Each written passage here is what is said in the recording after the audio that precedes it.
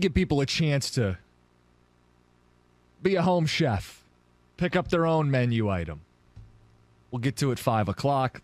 Options for the Lions at 18.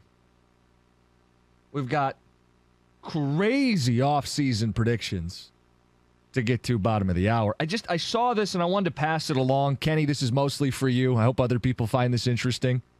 This is from 971theticket.com. You may have heard of the website. Will Birchfield. He's got some quotes from Steve Yzerman. Had a big game tonight, right? Big matchup, home crowd. Here's Yzerman's thoughts on the trade deadline. And he said these things on a podcast. I want to make sure I get the podcast correct here. It is the Agent Provocateur podcast. Yzerman said, as we sit here today with the Red Wings, we're not too far out of it.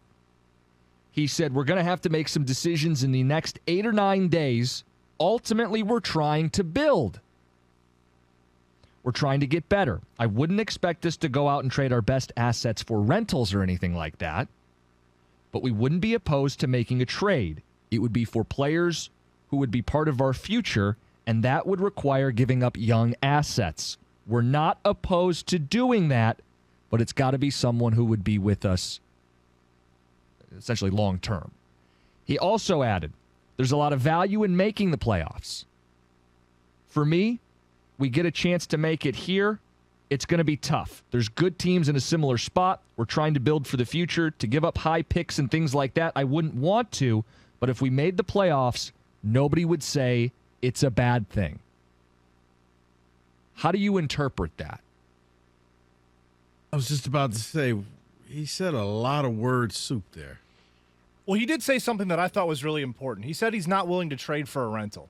So that means he's not going to sell the farm, or he's not going to give away high-value assets for a guy who's just going to be here for a cup of coffee. Well, it's kind of obvious, right? Right, but I'm glad he said it. I mean, they've been doing this methodically and taking their time. It's him not saying, I'm not going to get caught up in the moment and go for it this year and put the pressure on this year. But he would be willing to buy, which is something he has not done at any of the deadlines since he's been here, which is him saying, hey, we're in this, and I might want to add to it. And he acknowledged there is value in this young core making the playoffs. That's super important. He might not like it, but would be open to giving up high draft picks and young players. That's noteworthy to me. I don't think he's ever come out and said that before. That feels noteworthy to me. Now, he's got, like he said, 8 or 9 days to the deadline.